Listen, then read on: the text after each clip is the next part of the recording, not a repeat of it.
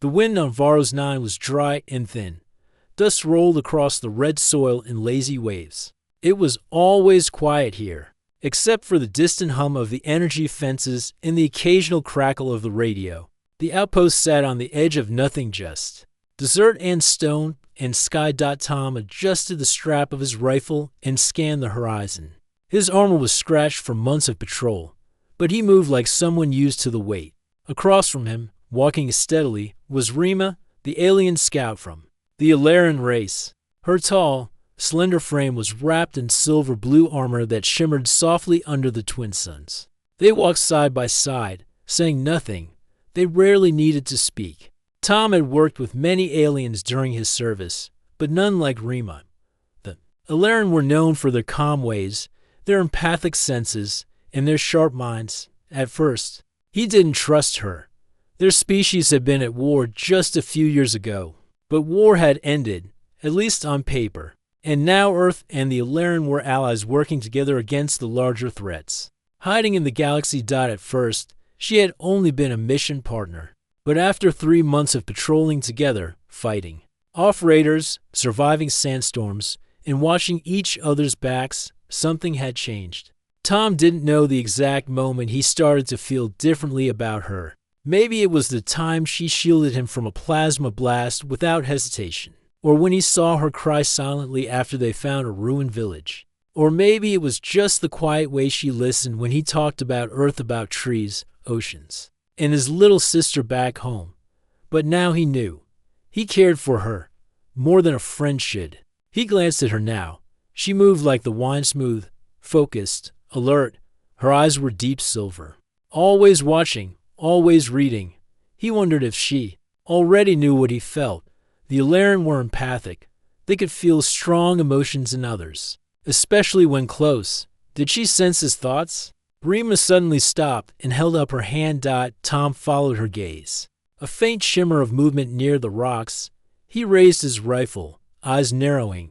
Movement? He asked softly. She nodded. Small, probably just a sand beast. They waited. Quietly, after a minute, a creature the size of a dog crept out from behind a boulder. It sniffed the air, saw them, and dashed away. Tom lowered his weapon and sighed. False alarm. Rima smiled faintly. Better safe than gone. They continued walking. Tom liked the way she spoke, simple, direct, like she chose her words with care. You've changed, she said after a moment. He blinked. How? You used to flinch when I walked near you. Now you walk closer. Tom chuckled. Yeah, I guess I did. I was unsure, because I'm Ilarian. He didn't deny it. She looked at him with her calm silver eyes. Do you still feel unsure? Tom hesitated. Not about that. She tilted her head slightly. But something still troubles you. He looked away. The suns were setting now, casting long shadows over the land. In the distance, the towers of the outpost blinked gently, a signal of safety. I'm just tired, he said, not ready to speak the truth. She didn't press him. She never did. They reached the top of a hill and paused. From here, the desert stretched far and wide, a dry beauty, harsh but peaceful in its own way. Tom sat down on a rock, taking a sip from his water pack. Rima stood beside him, watching the sky. Do you miss your world? She asked. He nodded. Sometimes. Earth's full of life, green trees, blue water, rain that smells like the sky. She closed her eyes for a moment. I've never seen rain, he smiled. You like it, soft at first, then strong. The sound of it, calming. I would like to hear it. They sat in silence for a while. The wind picked up, brushing dust past their boots. Tom's heart was beating faster. He wasn't sure why. Maybe it was the silence. Maybe it was the way the sky looked like fire as the suns dipped low. Or maybe it was just being beside her, knowing he couldn't keep his feelings hidden forever. He opened his mouth to speak, but a sharp sound buzzed from his comm. A message. All patrols, report to base. Orders incoming. Repeat. All patrols, return now. Rima looked at him. That's urgent. Tom stood up, brushing dust off his armor. Let's move. They started back, quicker now, but something weighed heavier in Tom's chest. He had been so close to saying it. so close to letting her know what he felt. As they neared the base, he finally spoke. Rima, yes, if things ever change, if we're sent to different posts, I just want to say thanks for always being there. She looked at him quietly. You're welcome, Tom. He smiled, but inside he felt hollow. That wasn't what he wanted to say. Not even close. He wanted to tell her that every quiet moment with her made him feel more human, that she made him feel seen in a way no one else had. That maybe, just maybe, he didn't want to go home, not if it meant leaving her behind. But all he said was, let's go, and they walked into the growing shadows. Side by side, the base on Varos 9 was small but well protected. Towers circled the walls, and patrol ships floated high in the sky, keeping watch. Inside the command room, soldiers moved quickly between screens and control panels. The air was thick with quiet tension. Tom and Rima entered through the main gate just as the last light of day faded. Dust clung to their armor. They had barely taken off their helmets when a voice called out, Tom, Rima, report to command. Now, it was Major Bren, the human base leader. His face looked tight with stress. The two exchanged a quick glance, then followed him into the war room. Inside, a large screen showed the star systems flashing red. Round the room, officers from both human and Alaran forces stood in stiff silence. A new voice spoke. It was soft but sharp. Rima, you were supposed to report directly to Alaran command. Why were you on patrol? Talon, the Alaran lead scout, stepped forward. His blue skin shimmered in the light. He looked at Rima with disappointment, not anger. I requested to remain on the field, Rima said calmly. With a human unit, Talon replied. Raising an eyebrow, Tom felt a flicker of frustration. He didn't like the way Talon looked at Rima, as if she had done something wrong just by choosing to work with him. Bren stepped forward. Enough. Let's focus on the bigger problem. He pointed to the flashing screen. This morning, 2 of our supply ships were destroyed near Sector 8 Delta. No distress signals, no survivors. Rima leaned closer. Who attacked them? That's the problem, Brent said. We don't know. No traces. No weapon signatures. Just gone. Talon folded his arms. It's possible the humans are hiding something. The room went silent. Tom stepped forward. Fists clenched. What did you say? Rima moved between them quickly. Stop. This isn't helping. Brent sighed. We're under pressure. Earth Command is pulling half our troops back. We've lost communication with outposts near the Korth border. Talon's voice turned cold. Alaran Council has ordered our forces to return as well. We may be at war again this time, not with each other. The room felt colder now. What about us? Tom asked, trying to keep his voice steady. You will be reassigned, Bren said. You'll join a different patrol team near the inner colonies. And Rima? Tom asked quickly. She's to return to Alaran Prime immediately. Talon answered. By order of the council. Tom's heart dropped. He looked at Rima. Her face was calm as always, but he saw something change in her eyes, something uncertain. We still have 3 days left in our patrol cycle, she said. That time is over, Talon replied. There was nothing more to say. Orders were orders. Later that evening, the base felt different. The halls were too quiet. The mess hall was nearly empty. Tom sat at a small metal table, poking at his food but not eating. He hadn't seen Rima since the meeting. He kept replaying the moment in his head when they said she was leaving. It felt too sudden, too cold, like something important was being torn away. Mind if I sit? Tom looked up. It was Rima. He nodded, moving his tray aside. They sat in silence for a while. Outside the window, the stars blinked across the black sky like tiny fires. Tom wanted to say something, anything, but the words stayed trapped inside him. I didn't expect it to end like this, Rima said softly. Me neither. He looked at her. Her face was calm, but he knew her well enough now to read the small signs, the way her fingers tapped the table, the way her shoulders were just a little too still. I guess this is it, Tom said, trying to keep his voice light. Rima nodded slowly. The stars pull us in different directions now. He wanted to laugh at how poetic that sounded, But it hurt instead. Rima, he began. But she stood up quickly. I must prepare for departure. My ship leaves at dawn. Tom stood as well. Will you say goodbye? She looked at him for a long moment. I don't like goodbyes. Then she turned and walked away. Tom sat back down, staring at the cold food on his tray. His chest felt tight. He had come so close again, twice now, and both times he said nothing.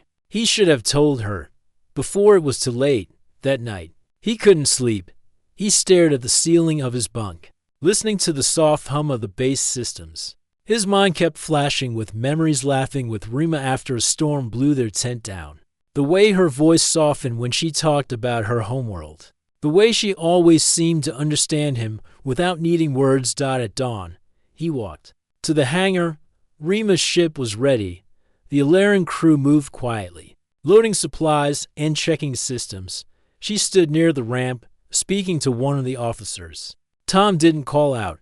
He just watched. When she turned, their eyes met. She gave him a small nod. He nodded back, and then she was gone, walking up the ramp, disappearing inside. The ship rose slowly, then with a flash of blue light, it was gone into the sky and out of sight. Tom stood alone on the platform, the wind brushing dust across his boots. The bond they had built over months was now just a memory. He whispered to the sky, I should have told you, but it was too late. Tom had never liked flying in drop ships. The noise, the shaking, the feeling of being trapped in a metal box high above a planet had always made him uneasy. But today, something felt worse. He sat strapped in with 5 other human soldiers. Their new mission was simple: assist a lost research team on Outpost 17. Near the old border of Ilarian space, it sounded routine to routine. Tom looked out the small window. Below, the planet's surface stretched wide, brown, cracked land, with patches of blue fog rising from deep valleys. It was a quiet world, mostly uninhabited. Still, something felt wrong. He hadn't spoken to Rima in days. After she left Varos 9, the Ilarian command blocked all personal communications between soldiers from different systems. Focus on the mission, they said. Personal ties distract. But Tom hadn't stopped thinking about her. He closed his eyes, remembering her voice, her calm steps, her silver eyes. He should have told her how he felt. Maybe she already knew. Maybe she didn't. Now she was light years away, and he was stuck in a mission that didn't sit right in his gut. A voice crackled through the comm. 10 minutes to drop zone. Stay sharp. Tom checked his rifle, adjusted his helmet, and looked at the soldiers around him. Most were younger, newer. He was the only one from the Varos 9 crew. Suddenly, the ship jerked. Lights flickered. Red alarms blared. What was that? Someone shouted. The pilot's voice shouted through the comm. Brace, incoming fire, multiple hostiles. The ship spun sideways, hit by an invisible force. Tom was thrown hard against the harness. Sparks flew from the ceiling. Then everything went dark. Tom woke to the sound of fire. The drop ship had crashed. The front end was buried in rocks. Smoke rose from broken panels. One engine burned brightly nearby, groaning. He unstrapped himself and crawled out through the twisted side door. He looked around. Only 3 other soldiers were moving. 2 more were gone, either killed in the crash or thrown during impact. Tom helped the others up. Blood ran down one soldier's arm. Another limped badly. Who attacked us? The limping one asked. Shaking. Tom didn't answer. He scanned the hills. Nothing moved. No sign of life. No enemy ships in the sky. But he felt that something was nearby. He pulled out his radio. This is Corporal Tom Hensley. Drop ship down. We're under attack. Requesting immediate support. Only static replied. No signal. He muttered. Of course. They gathered what supplies they could carry and moved into the rocks. The desert around them was to open.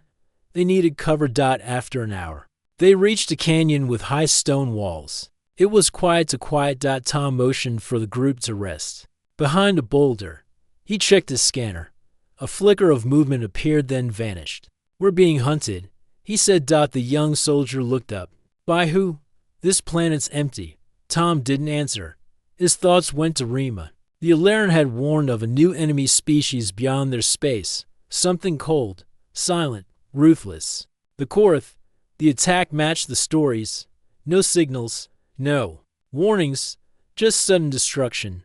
They waited, weapons ready. Then came the sound, low humming. Like metal singing. Figures appeared at the top of the canyon, tall, dark shapes with glowing eyes. Korath, they found us, Tom shouted. Lasers. Shot down. Rocks exploded.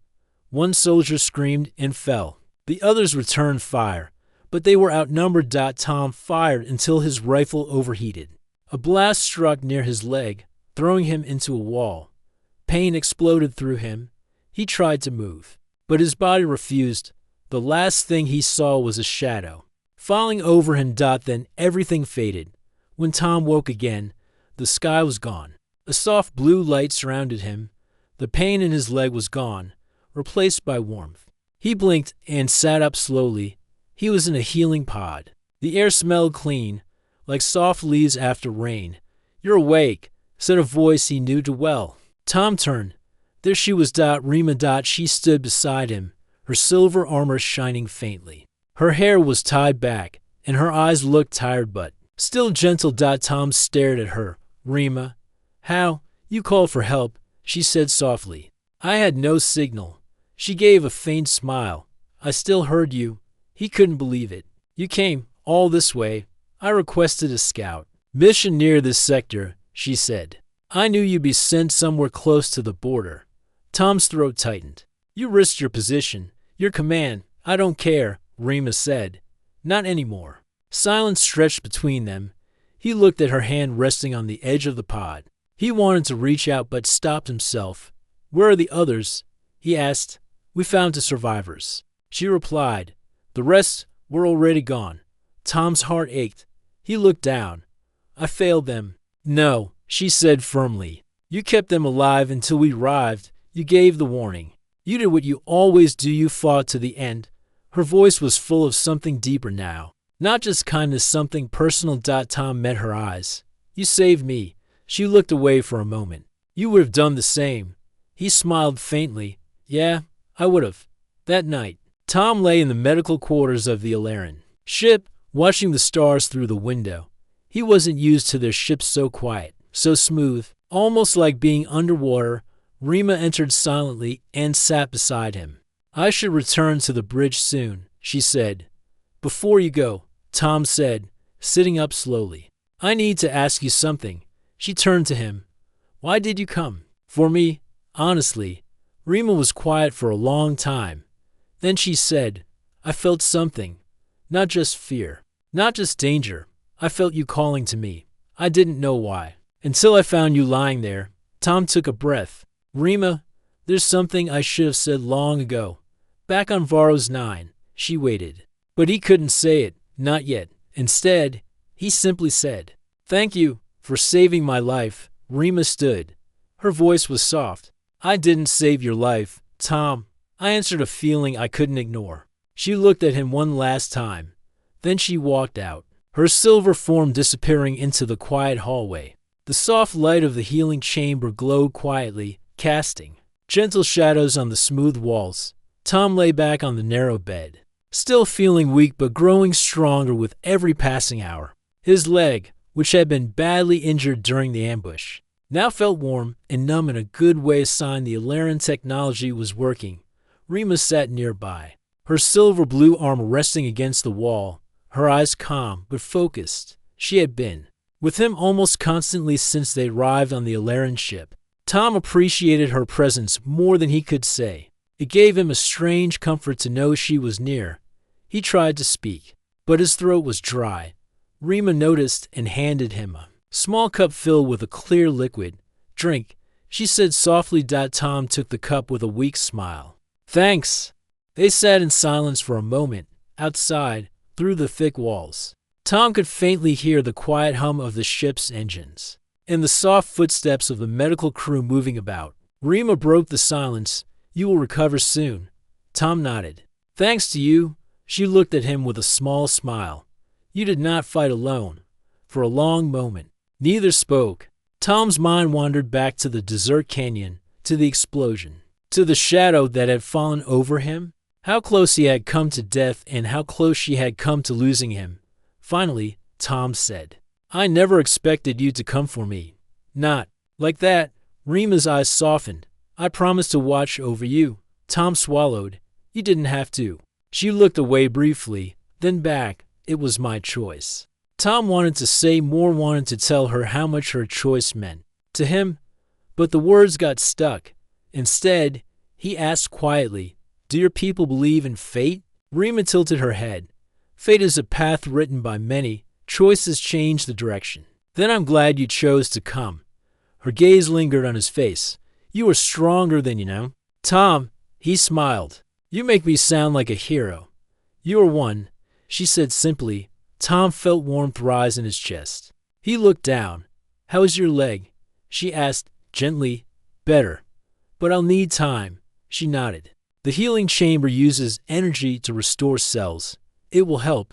He closed his eyes for a moment, feeling the quiet power of the chamber working on him. When he opened them, Rima was still watching. Her expression was soft, almost like she wanted to say something but held back. "Rima," Tom said slowly, "why did you stay so close after I was hurt?" She hesitated. "Because I felt something." Tom's heart quickened. "What did you feel?" She met his gaze. "A bond, something beyond duty, beyond friendship." Tom swallowed hard. "I've felt the same for a long time." Rima's eyes searched his. "Then why hide it?" Tom looked away. "I was afraid. Afraid it would change everything between us." She reached out, her hand hovering near his arm, but she did not touch. "Sometimes the strongest bonds grow in silence," she said. Tom wished she would take his hand. Instead, he reached out first. Their fingers brushed lightly. A spark passed between them. A moment full of words neither could say. "Tell me about your world," Tom said softly. Rima smiled. "Alarin Prime is far from here. Mountains and rivers. Light that dances across the skies." Tom listened closely as she spoke, painting pictures with her words. He imagined the place vibrant and alive. "And like the harsh desert of Varro's 9, do you miss it?" he asked. "Always," she answered. "But duty keeps me here." "Like me." "Yes." They sat quietly again, the distance between them shrinking. Suddenly, a soft beep echoed in the room. Rima checked her communicator. "Orders have come," she said. Tom's stomach tightened. "You must return," she said. He nodded, though the weight in his chest grew heavier. "Will we see each other again?" he asked. Rima hesitated. "I do not know." Tom reached out again, holding her hand this time. "I want to believe we will." She squeezed his fingers lightly. "Then we must be brave." They sat together until the chamber's light dimmed, signaling his recovery was almost complete.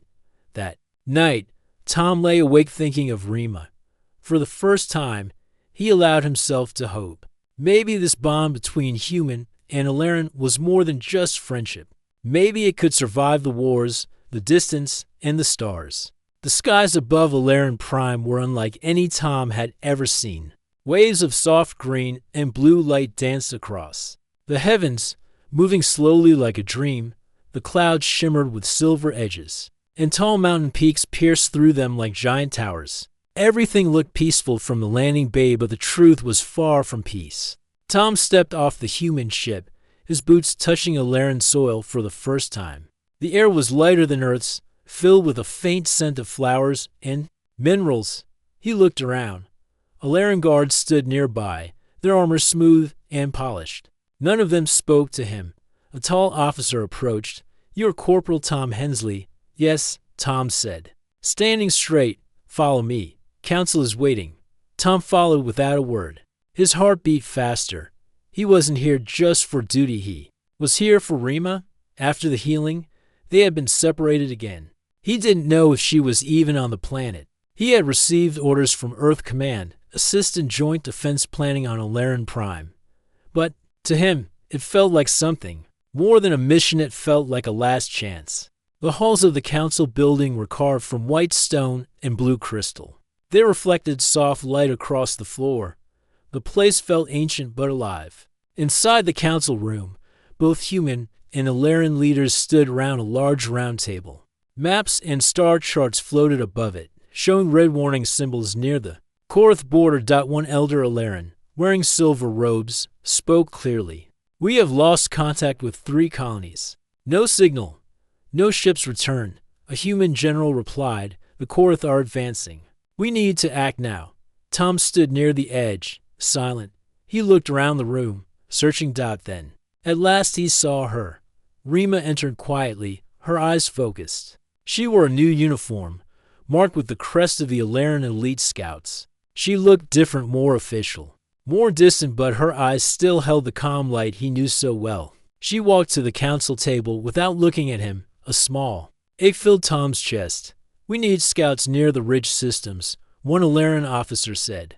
They can detect Korath's ships before they enter orbit. Rima spoke. I'll go. Another officer objected.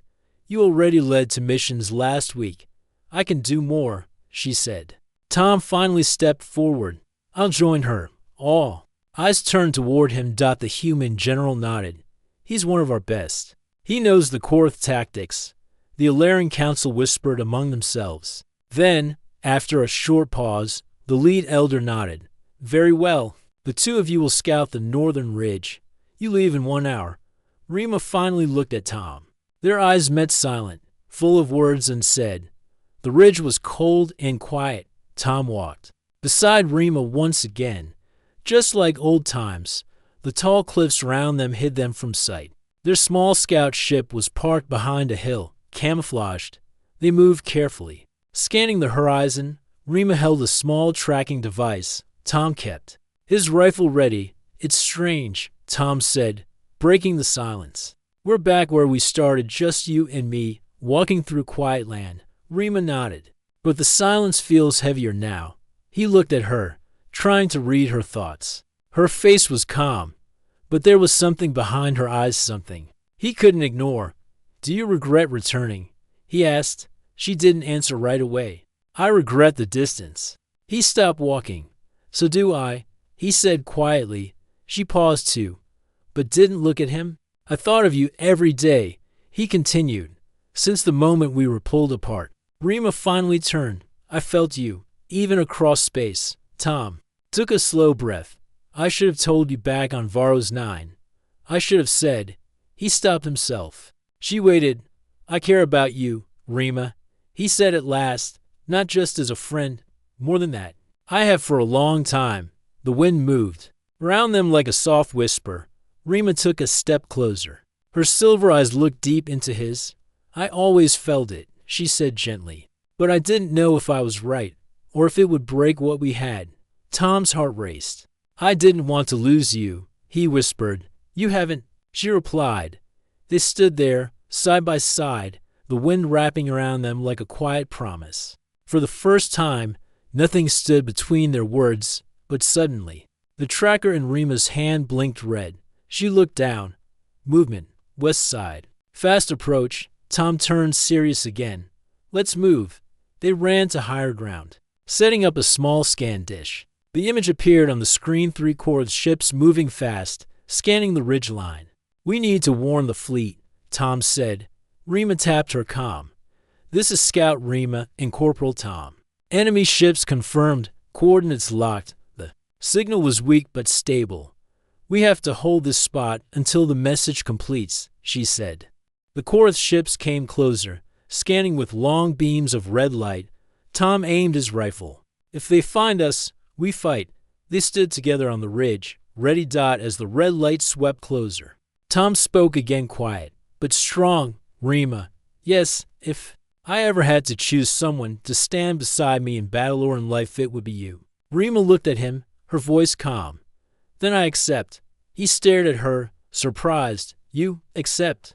I feel the same, Tom, she said. I always have. Then she smiled, a rare, beautiful smile. But there was no time to speak more. The Korath had spotted them. Alarms flared. Their moment of truth had come, but this time they would face it together. The red scan lights from the Korath ships swept across the rocky ridge like searchlights hunting for prey. Tom crouched behind a large stone, his rifle ready, beside him. Rima adjusted her scanner and kept her eyes locked on the approaching threat. Their message to the Alaran in Human Command had gone through, but now they had to hold their ground. Until help arrived. We have maybe 10 minutes before they land, Tom said quietly. Checking his ammo, Rima nodded. We hold until then. Together, Tom glanced at her.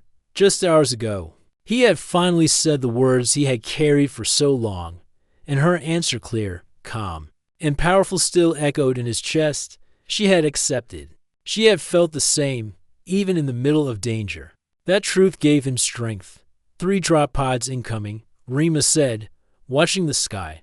West slope. They moved quickly, setting up a small defense field using energy packs from their kit. It wasn't much, but it would hold for a short time. Rima handed Tom a spare charge for his rifle. You still with me? She asked. He gave a short laugh. I'm not going anywhere. The first pod hit the ground hard, sending dust flying.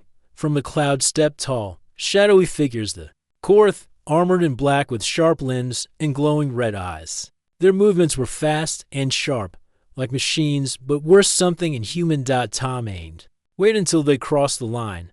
The Korth crept forward, scanning the rocks. Then now, they opened fire. Energy blasts lit up the ridge. One Korth went down, its body smoking. Another returned fire, sending sharp red beams at their cover. One blast hit the edge of the rock Tom was behind, nearly blinding him with sparks. Rima moved like lightning. Her slim blaster hummed with power as she fired precise shots. One hit a Korth in the head. It dropped immediately, but more were coming. Tom shouted into his comm. This is Ridge Team. We are under heavy attack. Enemy units confirmed request air support. The comm crackled, but no answer came. Signals too weak, Rima said. The ridge blocks it. Another blast hit the ground near them, shaking the rocks. Tom looked at her. If we fall back to the north cliff, we might boost the signal. Rima didn't hesitate. Let's go. They ran together, dodging enemy fire. As they climbed the narrow path toward the north cliff, a Korth leapt from behind a stone. Its sharp arm came down toward Tom, but Rima was faster. She shoved Tom aside and fired point blank. The creature fell. Tom stared at her. You saved me again. She didn't smile this time. You would have done the same. At the top of the cliff, they set up the signal repeater. The light turned green. Tom tried again. This is Ridge Team requesting emergency backup. Coordinates locked. Heavy enemy contact. A voice answered this time. Support on the way. At 7 minutes, Tom exhaled. We just need to survive 7 more minutes. They took positions and fired at the climbing Korth. The fight was hard. More pods dropped. Rima's shoulder was grazed. Tom was thrown down once by a blast but pulled himself up again. They were tired, hurt, but still fighting. And then through the clouds Alaran ships broke through the sky. Blue beams shot down, scattering the Korth. Human dropships followed, blasting the ground with heavy fire. The ridge shook as the enemy fled or fell. Tom slumped behind cover, breathing hard. They're here. Rima sat beside him, her arm bleeding slightly but steady. It's over, she said quietly. They looked at each other. Dirt covered their armor. Their faces were scratched. But in that moment, they smiled not because they were safe, but because they had survived together. Later, aboard a joint medical ship, Tom sat on a bed while a nurse patched up his side. The room was quiet except for soft beeps from machines. The door opened and Rima stepped in. She wore a simple uniform now. Her hair was pulled back, and her arm was bandaged. Tom smiled when he saw her. Back again. I told you, she said. I don't leave you behind. He stood slowly. I should have said this before. Back on Varos, on the ship, even earlier. She stepped closer. He continued, you matter to me. Rima, not just as a teammate, not just as a friend, but something more.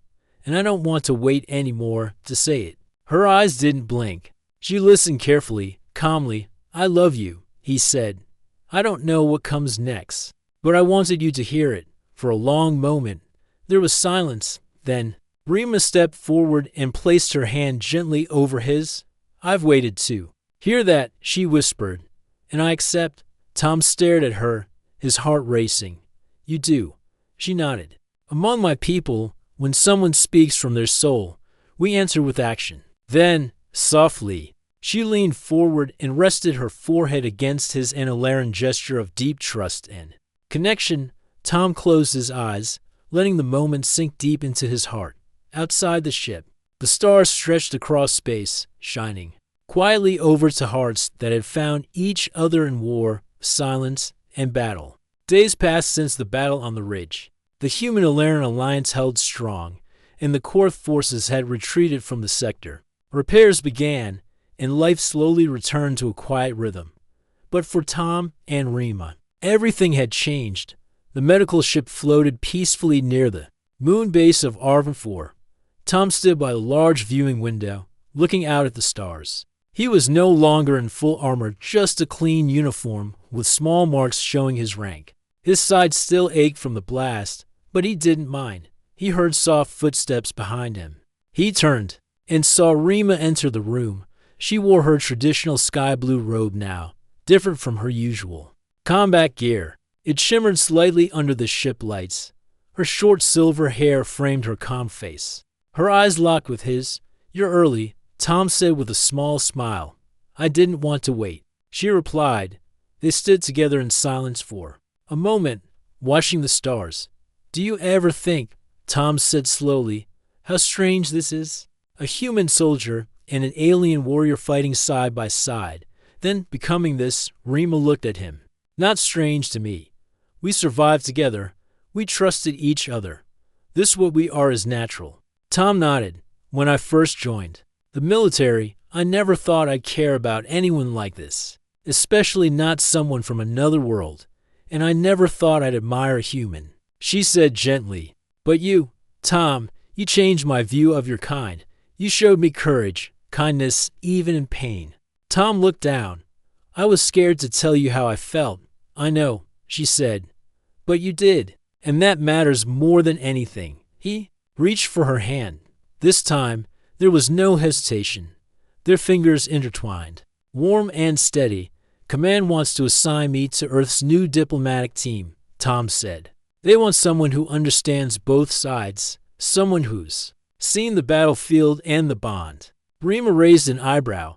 "And what do you want?" "I want to stay by your side. Whatever world you go to, whatever team you lead." She smiled, slow and true. "Then join the Alaren Human Unity Corps. There's a new post forming on Zephyr 9. They need both of us." Tom chuckled. "Together again," she nodded. "Always." 2 weeks later, Tom and Rima arrived on Zephyr 9, a mixed colony where humans and Alaren lived and worked side by side. It was not a perfect place. The streets were dusty, the buildings still under construction, and tension still floated between some of the settlers. But to Tom, it was beautiful because it was a beginning. Their new role was to lead the Unity Task Force. Their job, build trust between the two species, train joint squads, and stop future threats like the Korth. It was hard work, but they were used to hard. One evening, as the sun set over the violet hills of Zephyr 9, Tom and Rima sat on a high ledge overlooking the valley below. Young soldiers, human and Alaren, trained together, their voices rising in laughter and shouts. "They're starting to see each other as partners," Rima said, watching them. Tom nodded. "It took time. It took us." She turned to him. "You still miss Earth?" "Sometimes," he admitted. "But being with you makes anywhere feel like home." Rima looked up at the sky. Stars blinked to life above them. "Among my people, we believe that when two souls connect, they carry each other's light." Tom smiled. "Then I'll carry yours." She placed her hand over his. "And I'll carry yours." Months passed. Tom and Rima became known across the colonies not just as heroes of the Ridge, but as leaders who represented what humanity and the Alaren could become together. More mixed squads formed. A new generation grew up hearing their story. One day, after a long mission briefing, Tom sat in the Unity Command room alone. Rima entered, holding a small box. He looked at her, confused. "What's that?" She opened it slowly. Inside was a small crystal charm and Alaren symbol of unity, shaped like two stars crossing paths. "This is given when two warriors complete the circle," she said. It means a bond has been proven through battle, heart, and truth. She handed it to him. Tom held the crystal in his palm. Does this mean what I think it means? Rima stepped closer. I don't ask this lightly, Tom, but if you accept, we will be one under both our people's ways. His voice caught. I accept. She placed her hand over his heart, and then, softly, she said, From the day you saved me, I already chose you. Tom laughed gently, overwhelmed, and from the day you trusted me, I was already yours. Years later, children on Zephyr 9 would learn about the human soldier and the Alaran warrior who built peace. With courage and love, statues would rise in their honor. The stars they fought under would be named after them. But to Tom and Rima, none of that mattered as much as the quiet nights they spent watching the stars. Fingers interlocked, knowing that even across galaxies, something deep and simple connected them, two hearts once alone, now forever side by side. The end.